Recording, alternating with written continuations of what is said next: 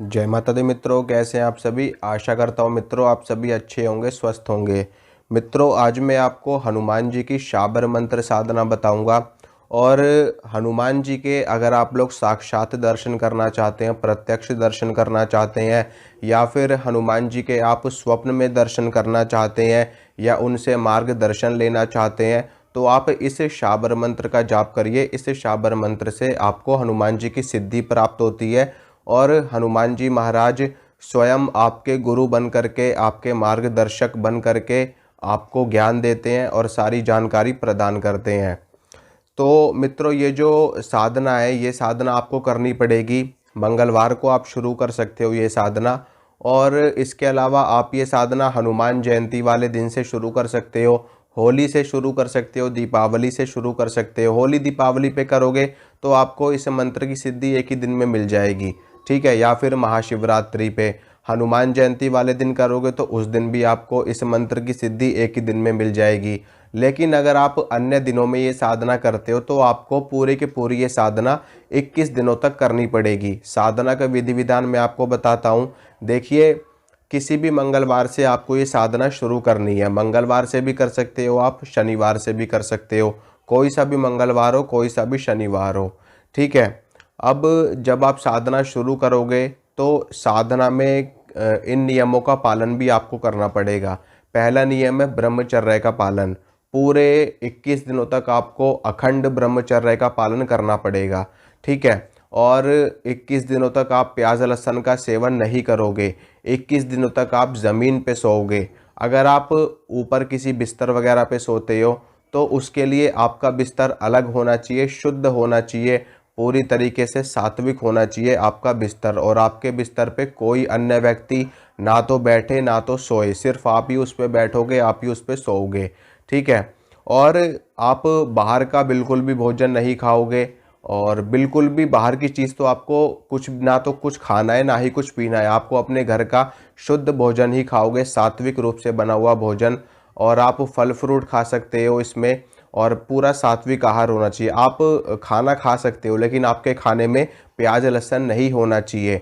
और एक चीज़ और, कि हनुमान जी की साधना में आपका जो भोजन है वो, अगर आपकी माता जी बना रही हैं या आपका कोई भी बना रहा है, आपके घर में कोई भी महिला बना रही है, अगर वो महिला मासिक धर्म में है, अपने रजस्वला में है, तो उस वक्त अगर उनके हाथ का भोजन आप खाओगे तो आपकी साधना खंडित हो जाएगी। तो इस चीज़ का ध्यान रखना विशेष रूप से। बिल्कुल शुद्ध सात्विक लेना है। अगर आपके घर में कोई महिला रजस्वला में है, मासिक धर्म में है, तो उनके हाथ का भोजन आपको उतने दिनों तक नहीं खाना, ठीक है। उसके उसके अलावा आप खुद बना करके खा सकते हो अपने हाथों से, या फिर आप उस टाइम पर फल फ्रूट वगैरह ले सकते हो, दूध वगैरह ले सकते हो, ठीक है। इसके अलावा खीर वगैरह आप बना करके ले सकते हो, और आप दूध रोटी उबाल करके खा सकते हो। तो जो भी आपको करना है अपने हाथों से ही करना है, ठीक है मित्रों। मंत्र आपको बताता हूँ, मंत्र सुनिए। मंत्र इस प्रकार है। ओम हनुमान पहलवान, वर्ष 12 का जवान, हाथ में लड्डू मुख में पान, आओ आओ बाबा हनुमान, ना आओ तो दुहाई महादेव गौरा पार्वती की, शब्द साचा पिंड काचा, फुरो मंत्र ईश्वरो वाचा। ये शाबर मंत्र है और डिस्क्रिप्शन बॉक्स में मैं ये मंत्र लिख दूंगा, वहाँ से आप लोग देख सकते हो। और पूरे के पूरे 21 दिनों तक आपको साधना करनी है। सबसे पहले आपको प्रातः काल में उठ जाना है, ठीक है। जल्दी उठना है आपको, 5 बजे 6 बजे आपको उठ जाना है सुबह सुबह। स्नान करना है, स्नान करने के बाद में शुद्ध वस्त्र आपको धारण करने हैं। और उसके बाद में आपको कोई एकांत स्थान देखना है अपने घर में, शुद्ध हो, पवित्र हो, सात्विक हो। आपका पूजा घर हो सकता है वो। वहाँ पर आपको, अगर आपने हनुमान जी की मूर्ति अपने घर में मंदिर में स्थापित कर रखी है या उनकी फ़ोटो स्थापित कर रखी है, तो आपको अलग से चौकी लगाने की कोई आवश्यकता नहीं है हनुमान जी की। सिर्फ आप वहीं पर हनुमान जी के समक्ष आप देसी घी का दीपक जलाओगे और धूप बत्ती जलाओगे, हनुमान जी को भोग प्रसाद अर्पित करोगे। हनुमान जी को आप बूंदी के लड्डू चढ़ा सकते हो। 2 बूंदी के लड्डू के साथ में 1 लौंग का जोड़ा और 1 इलायची का जोड़ा आपको देना है, ठीक है। इसके अलावा आप हनुमान जी को चूरमे का भोग लगा सकते हो और मालपुए का भोग लगा सकते हो। साथ में आप एक तुलसी का पत्ता हनुमान जी को अवश्य अर्पित करें। तुलसी के पत्ते के बिना हनुमान जी की शुदा शांत नहीं होती, लेकिन जैसे ही आप तुलसी का पत्ता हनुमान जी को अर्पित कर दोगे, कितनी भी भयंकर शुदा उनकी होगी वो शांत हो जाएगी, ठीक है। तुलसी दल से ही हनुमान जी की जो भूख है वो शांत होती है। इसके बाद में हनुमान जी को आपको लंगोटा चढ़ाना है।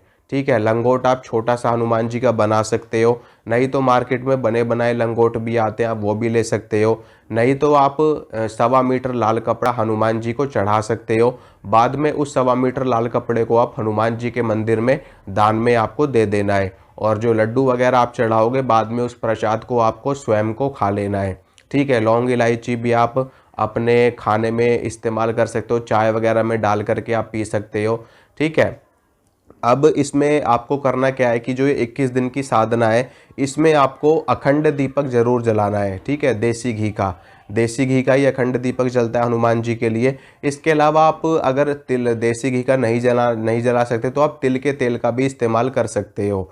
ठीक है, क्योंकि तिल से हवन किया जाता है, यज्ञ में इस्तेमाल किया जाता है तिल, और इसका जो तेल है वो सही रहता है, क्योंकि घी आजकल बहुत ही ज़्यादा मिलावटी आ रही है। ऐसे में शुद्ध घी मिल पाना बहुत ही ज़्यादा मुश्किल होता है, लेकिन अगर आपको मिल जाता है तो आप वो इस्तेमाल करिए, नहीं तो आप तिल के तेल का भी इस्तेमाल कर सकते हैं। अखंड दीपक जलेगा 21 दिनों के लिए।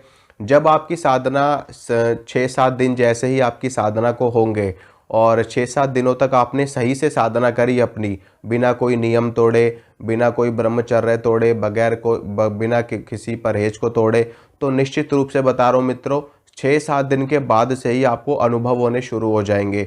जब आप रात्रि काल में साधना करने के बाद सोओगे तो सोते वक्त ही आपको हनुमान जी के दर्शन हो जाएंगे सपने में। ठीक है, और उनकी एक अद्भुत ऊर्जा आपको अपने शरीर में महसूस होगी।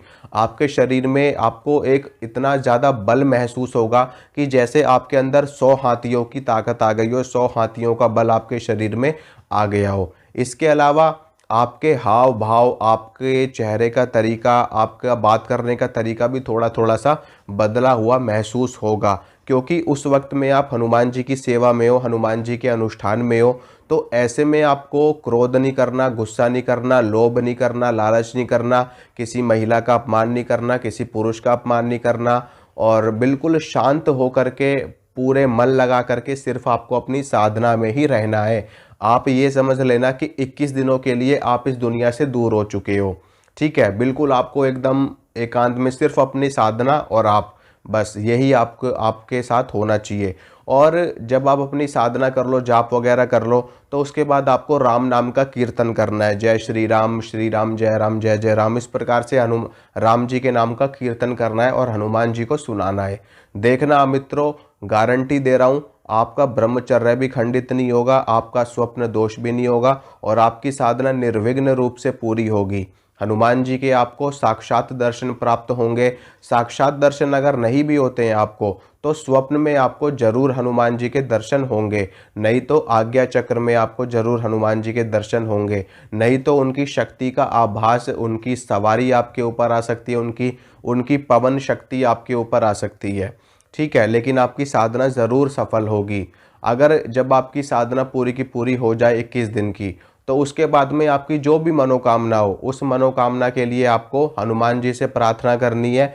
प्रार्थना करने के बाद में जब हनुमान जी आपकी मनोकामना पूरी कर दें, तो उसके बाद में आपको 11 रुपये या 21 रुपये का प्रसाद ला करके हनुमान जी को चढ़ा देना है। बूंदी, आप बूंदी चढ़ा सकते हो, मंगलवार को बूंदी आराम से मिल जाती है हर जगह, आप बूंदी के लड्डू चढ़ा सकते हो। नहीं तो आप हनुमान जी को रोट का प्रसाद, रोट का भोग लगा सकते हो, चूरमे का भोग आप हनुमान जी को लगा सकते हो। तो जो आपसे हो सके वो आप कर सकते हो। मंत्र मैंने आपको बता दिया, मंत्र की संख्या मैं आपको बता देता हूँ। कम से कम आपको रोज की 5 माला या 7 माला करनी है। 5 माला तो है ही है, इससे कम में काम नहीं चलेगा। 21 दिनों तक आपको 5 माला करनी ही करनी है प्रतिदिन।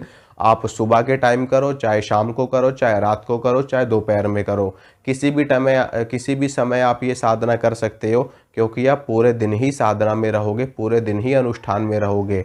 और एक चीज़ और मैं बता दूं मित्रों, अगर इसमें आप साधना करते हो और अगर आप फ्रेश होने जाते हो, यानी कि अगर आप लैट्रिन वगैरह चले जाते हो, शौच में चले जाते हो, तो उसके बाद में आपको स्नान करना पड़ेगा।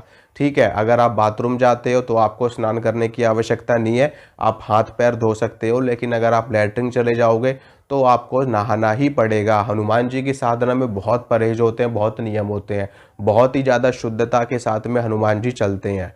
ठीक है, तो ये सारी जानकारी है। आशा करता हूँ मित्रों आपको ये जानकारी अच्छी लगी होगी। रुद्राक्ष की माला का इस्तेमाल आपको करना है, लेकिन जिन लोग के पास में रुद्राक्ष की माला नहीं है वो तुलसी की माला का भी इस्तेमाल कर सकते हैं और मूंगे की माला का भी इस्तेमाल किया जा सकता है।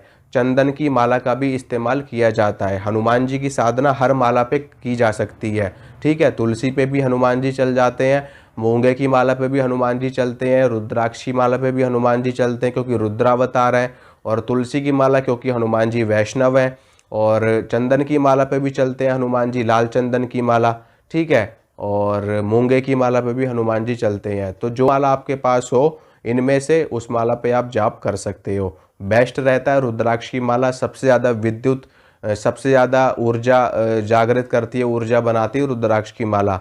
तो वो हो तो वो भी ठीक है, तुलसी की माला हो तुलसी की भी ठीक है, ठीक है मित्रों।